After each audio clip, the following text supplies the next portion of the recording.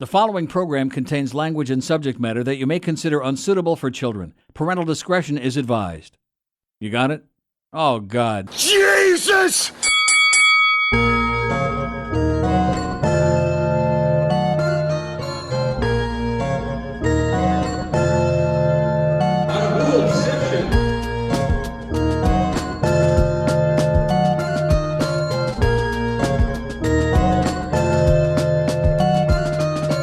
Yeah, he's two different people. He pretends to be a nice guy, but he's not. He's an asshole. That's what he is. He pretends to be a nice guy, and oh yes, I'm just looking for the fam, happy, and then but in another place he talk a lot of shit. It is what it is. Just be a man and say what you say. Welcome back, everybody, to episode 2 of the Say What You Say podcast. I am your host, Marquis Johns of NYFights.com. I am joined alongside once again by Kyle Johnson. Kyle, how you doing, my man? Man, I'm doing good, and you know what? We got a little.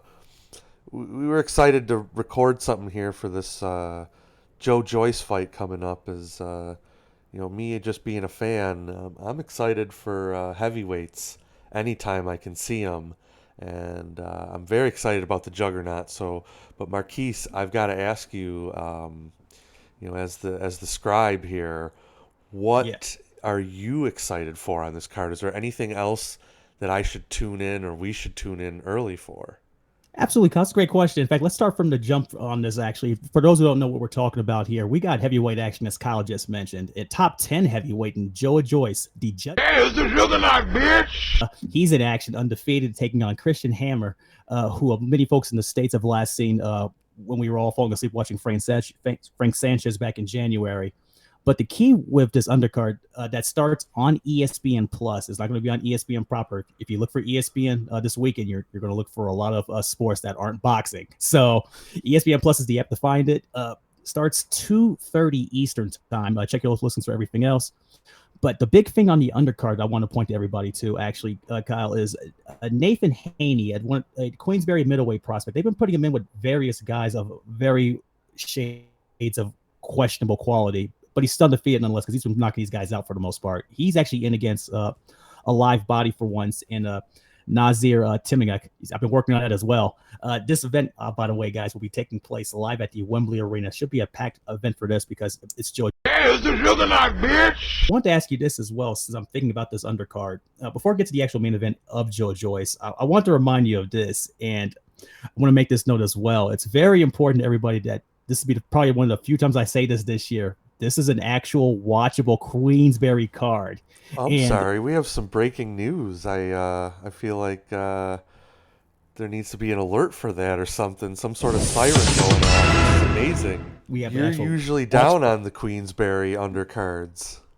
And the reason is, Kyle, this card's not above it as well. This card on the bottom end of it has the usual cast of characters and favorable opposition matchup of 20 plus and double-digit loss fight veterans taking on their prospects, and they're pretty much built in to see if they can get some rounds. And it's essentially, Kyle, and the reason why I hate a lot of these Queensberry cards, especially on their side of it, they make it well known that these are pretty much glorified sparring sessions where these guys are just in there to get 4 rounds, get out, lose 40-36, and then they're back at the bar in 2 pints. So it's the guy that Haney's fighting, Nathan Haney's fighting, is he is 1-2 in his last 4 fights.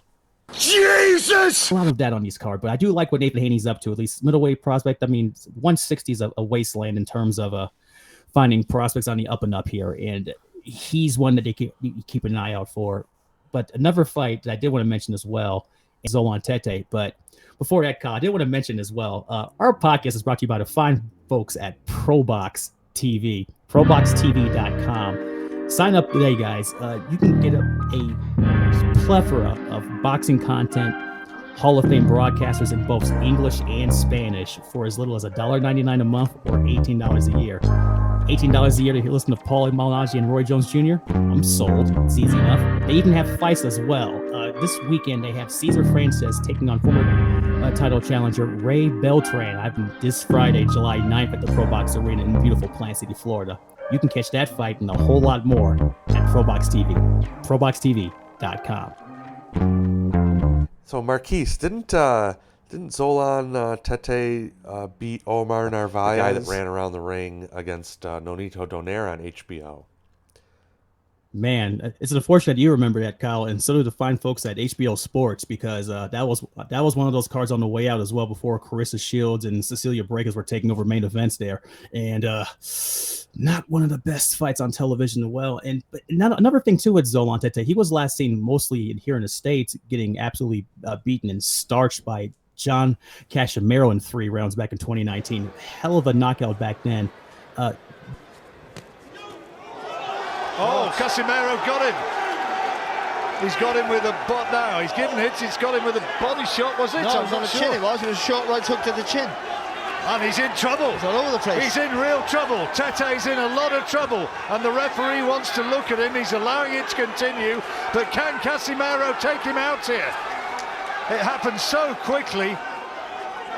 And he's still got a long way to go in this round. There's 1 minute, 20 seconds. And Tete still looks unsteady. He's got to buy some time here and make Casimiro miss. Casimiro needs to pick his punches, and he can't find the clean shot, and he falls down.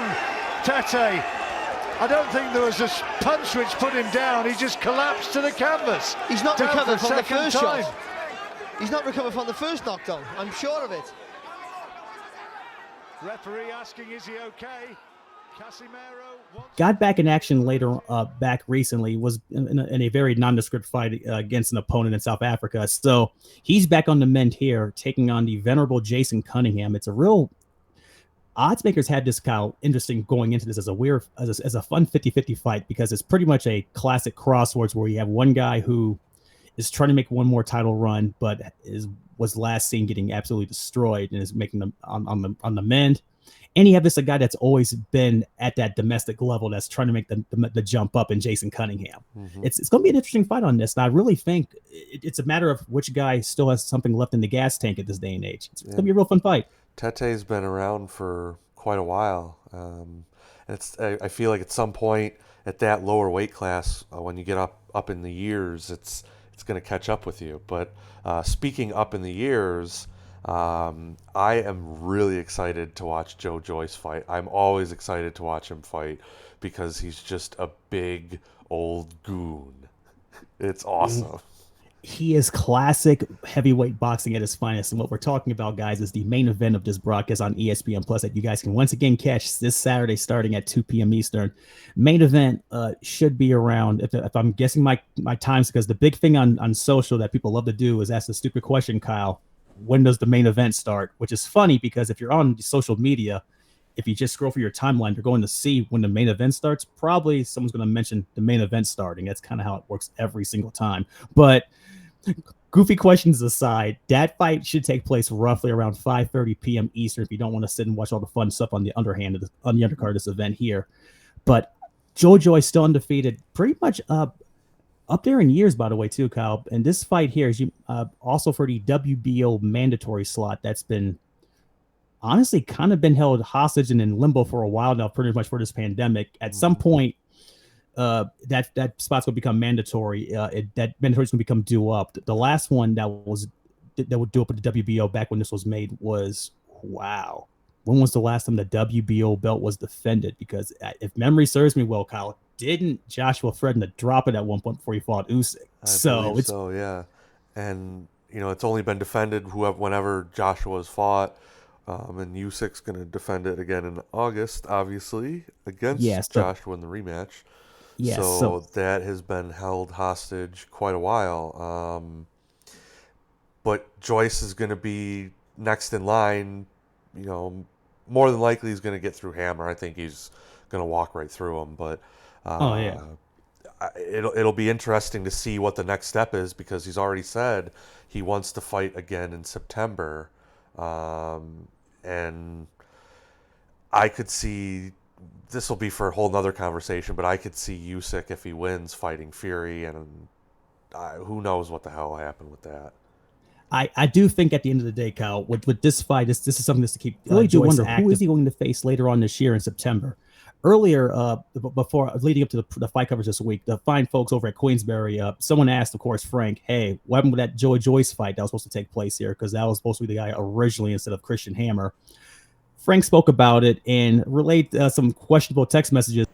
So yesterday, Joe sent me a text. Now, I've read the previous ones out, I know, from why he pulled out. And I got this yesterday. Frank, how are you? Hope all is well. Can we still make the fight happen? Not, I've just sent back, not on Sky we can't. What about both networks? I don't know what planet they're on. I mean, this is ridiculous. Joe's number one. You already agreed to contracts and you decided to go elsewhere. And obviously it don't look like they've delivered for you at the moment. And he said, let's find a way to make it happen, the usual nonsense. And I just said to him, you got the contract that we sent, it's on the desk. Contract I sent you, we all agreed that. And the bottom line of it is it will be on BT. And if the contract isn't on my desk by today, then forget it. Let them go. I mean, he's the replacement for Sky for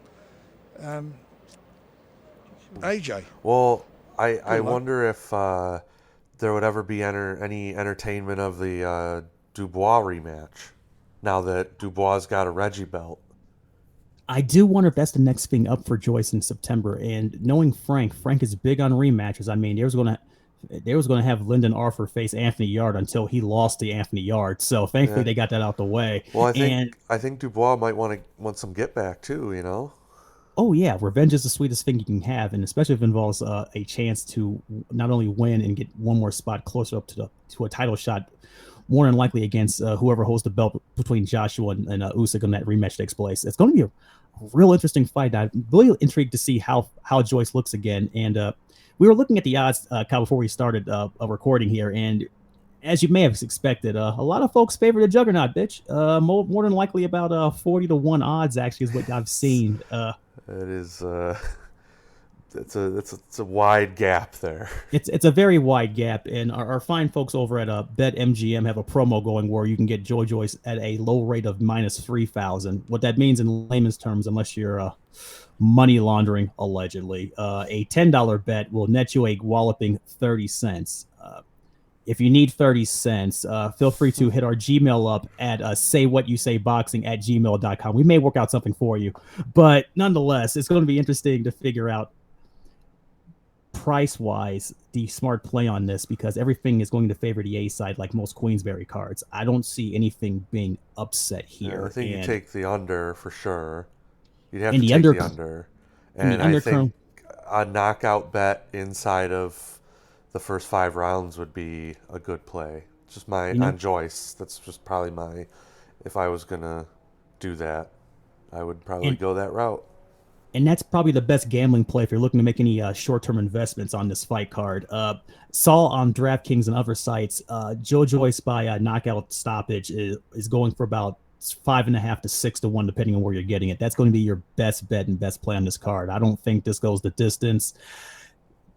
Christian Hammer has the same motor for most of his fights that Carlos Takam has, and Carlos Takam, while questionably stopped in his last fight against Joe Joyce, he was going to get there one way or another, and they just stopped all of us from watching the second half of a guy getting pummeled. So I expect that to be the way to go on this one. And I want to wrap up on this fight card with this. Looking forward to seeing if he does that and makes this incredible statement, because if Joe Joyce makes the stoppage in less than 2 rounds, he's going to make a lot of noise and want Joshua and Usyk. And I'm hoping we get that out. I would love to see them pressure for it, or if it, again, I like Undisputed, I love it, but I could see I could see either one of them dropping the WBO title, not to avoid him, but just because does the fight really financially make sense for them? I don't care about all that stuff. I just want to see good fights. Yeah, same here. And it's all bullshit anyways, but we'll see what happens with that.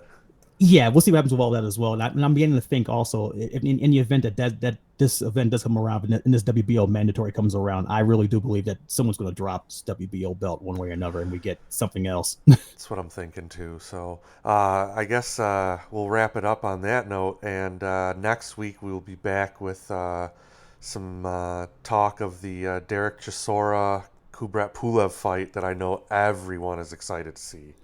Oh man, I am so fired up. I don't know if anyone has heard some of the audio coming out of this fight leading up to it, but War Chisora clearly is doing the best he can to remind you that he hasn't won a fight in a long time by reminding Kubrat Pulev that he is coming for him and that he is no Timbuktu chick. Yeah. That is incredible stuff, and I'm looking forward to talking about that. And also, Kyle, in your backyard again, you got World Championship action courtesy of Showtime with Marquis and Kyle taking on Ray Vargas. Looking forward to speaking about that as well. Yeah, I'm excited to see Brandon Figueroa back up a weight class as well. And if he wins, he might get a shot at the winner of Vargas Magsayo, which would be really cool too. So I do love that. And also on the undercard as well, big time prospect that PBC's been clamoring over. A lot of them will mention it. Lightweight prospect Frank Martin is in action as well. It's a real good Showtime card coming up next Saturday back here in the States. But this weekend it's hot dogs and baseball. So yes, sir.